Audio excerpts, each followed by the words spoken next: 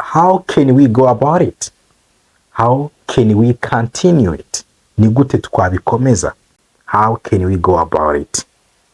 Ni gute twabikomeza? How can we continue it? That is go about. Nanone go about, it means to solve a problem. Gukemura ikibazo. To solve a problem. Example can say, how can we go about solving this problem? Ni gute twakemura iki kibazo? Urundi rugero twavuga ngo, we went about the issue and took him to the hospital. We went about the issue and took him to the hospital. Twahanganye n'icyo kibazo tumujyana kwa muganga. We went about the issue and took him to the hospital.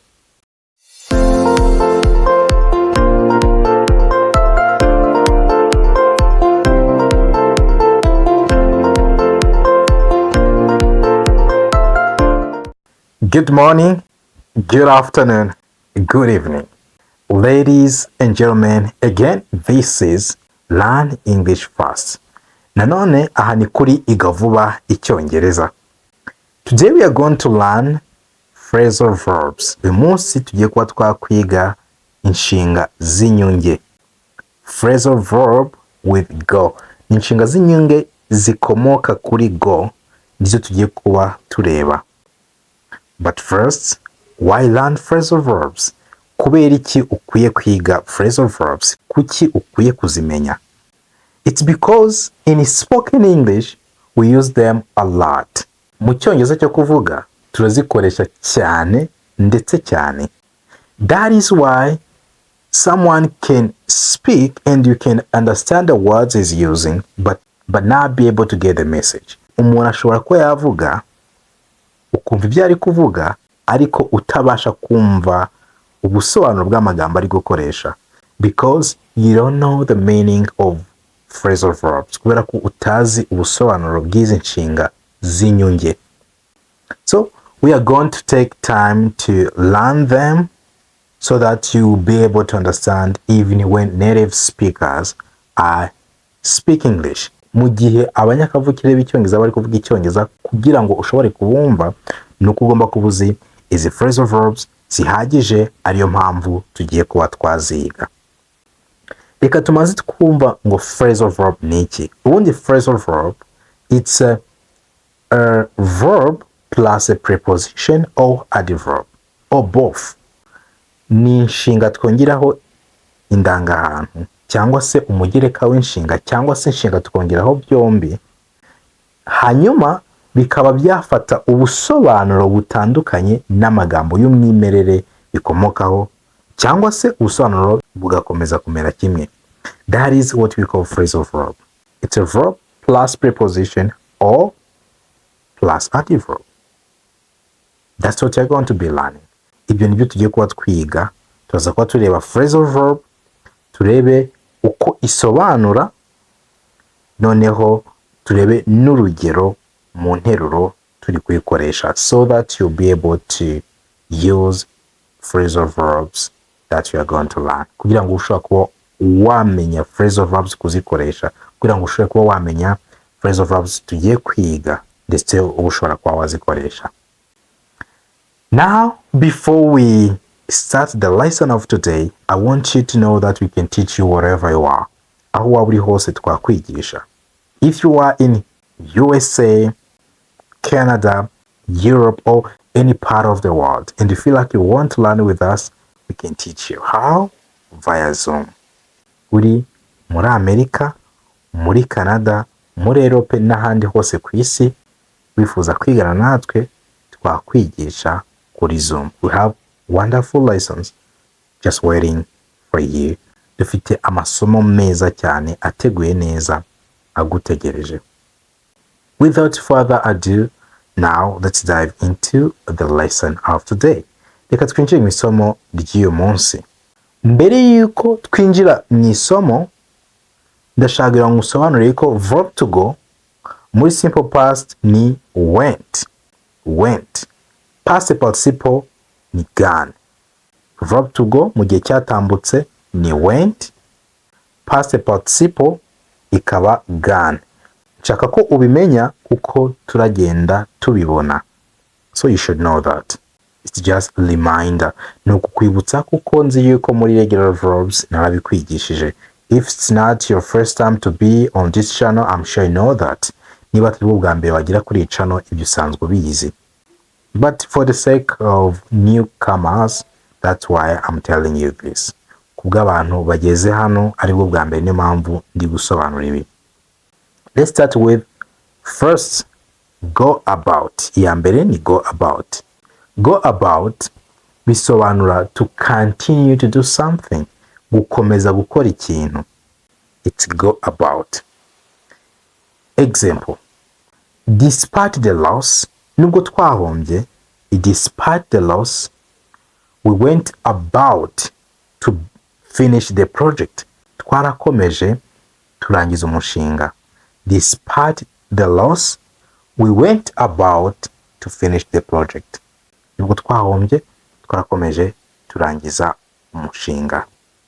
Another example, we can say, how can we go about it? How can we continue it? Ni gute twabikomeza? How can we go about it? Ni gute twabikomeza? How can we continue it? That is go about. Nanone go about, it means to solve a problem. Gukemura ikibazo. To solve a problem. Example can say, how can we go about solving this problem? Ni gute twakemura iki kibazo? Urundi rugero twavuga ngo, we went about the issue and took him to the hospital. We went about the issue and took him to the hospital. Twahanganye n'icyo kibazo tumujyana kwa muganga. We went about the issue and took him to the hospital. We went about the issue and took him to the hospital. Twahanganye n'ikibazo tumujyana kwa muganga. That is go about. Ubwo muri simple past induka went about. Next phrasal verb is go back on something. Go back on something. Bisobanura kwisubiraho. Okay? To break a promise. Kwangiriza isezerano. That is go back on something. Kwisubiraho. Example. We can say Putin went back on his promise to stop the war. Putin went back on his promise to stop the war. Putin yisubiyeho ku isezerano yari yatanze ryo guhagarika intambara. Putin went back on his promise to stop the war. That is go back on something.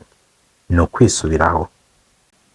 Another example we can say, I hope you won't go back on your promise. I hope you won't go back on your promise. Niringiye yuko utazisubiraho ku isezerano ryawe. I hope you won't go back on your promise. That is, go back on something.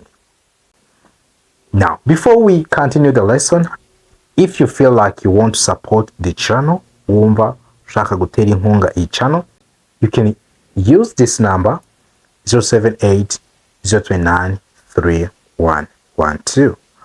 Wumva ushaka gutera inkunga iyi channel, ukaba igenda igufasha, wakoresha nimero 078029 Alright, let's continue.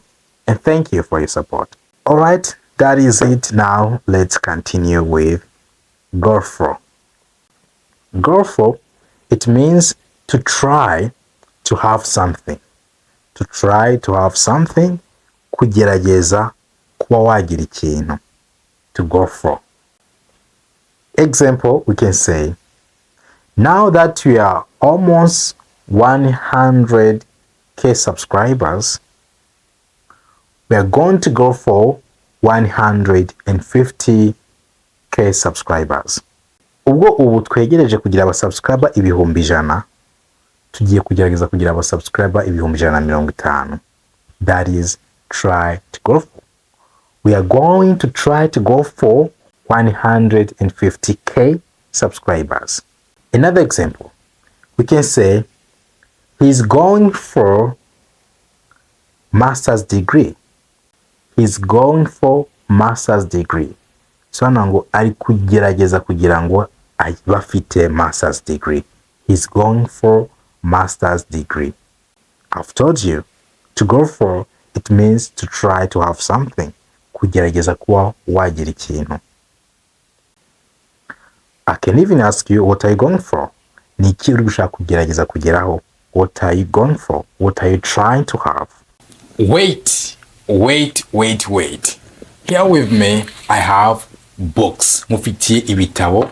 This is vocabulary book. Igitabo kirimo inyunguramagambo z'Icyongereza ndetse n'Ikinyarwanda. This is dictionary of English and Kinyarwanda. Niba mugiye kuvuga Icyongereza amagambo akubana makeya, this is a book that can help you. Igitabo cyagufasha mu gihe uri kuvuga, ntabwo ukeneye kuba uri gutekereza ijambo ugiye gukoresha. You have to keep speaking, and this is the book that will help you with that. Ikindi gitabo kizagufasha ibyo. Ikindi, niba uri umutangizi ukaba ushaka kuzamura urwego rwawe rw'Icyongereza, this is Begin Smart to End Smart with more than 200 pages, pages zirenga 200. Harimo Icyongereza ndetse gisobanuye mu Kinyarwanda. 200 pages, harimo amasomo yibanze yose ku muntu ushaka gutangira ku Icyongereza, ateguye neza ku buryo wumva ibyo uri kwiga ukabisobanukirwa. Iki gitabo niyo waba usanzwe uzi Icyongereza ushaka kuvuga ngo reka nige Icyongereza nkihereye mu mizi, cyagufasha.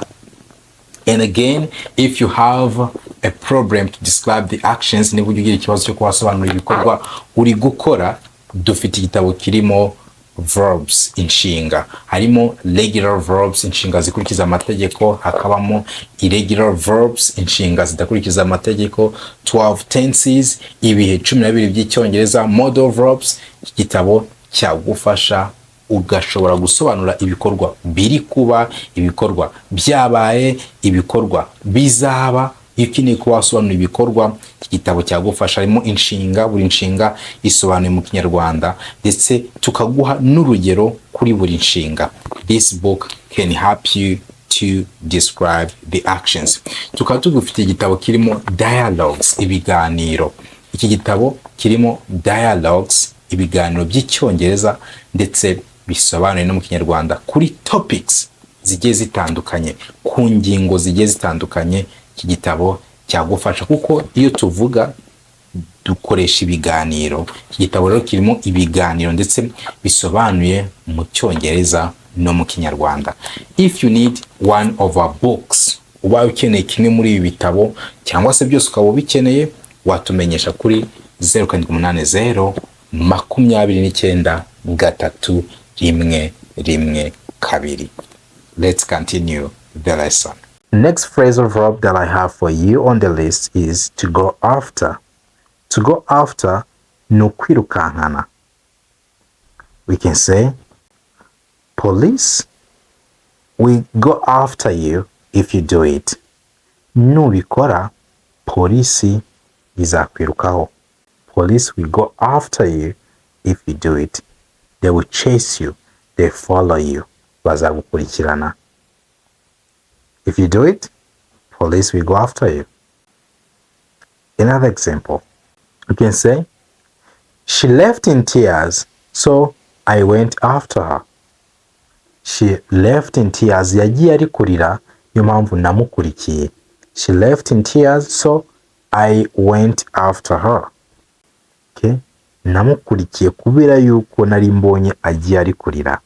She left in tears, so I went after her. That is, go after.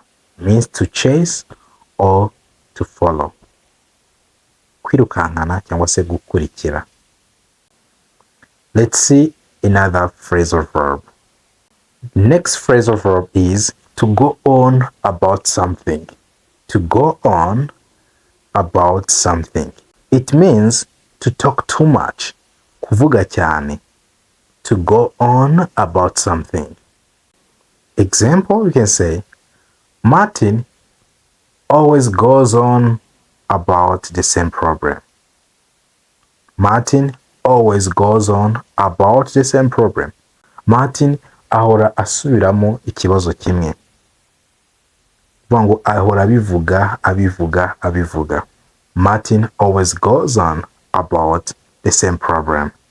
That is, go on about something. Another example, we can say, try not to go on about it. Wikomeza kubivuga. Try not to go on about it. Wikomeza kuba ari cyo bintu byonyine byo kuvugaho. Try not to go on about it. Next phrasal verb is to go out. To go out bisobanura to leave home and go on a social event. Ntabwo ari event, no, event. Ni ukuva mu rugo ukajya nko kwidagadura. To leave home and go on social event.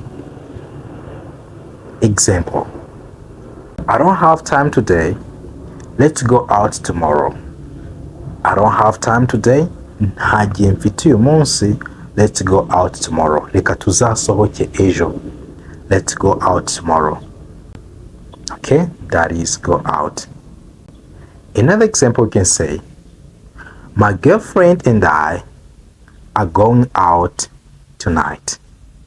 My girlfriend and I are going out tonight. Umukobwa dukundana nanjye turi buze gusohokera ijoro. Tuvuga my girlfriend and I, ntabwo tuvuga my girlfriend and me.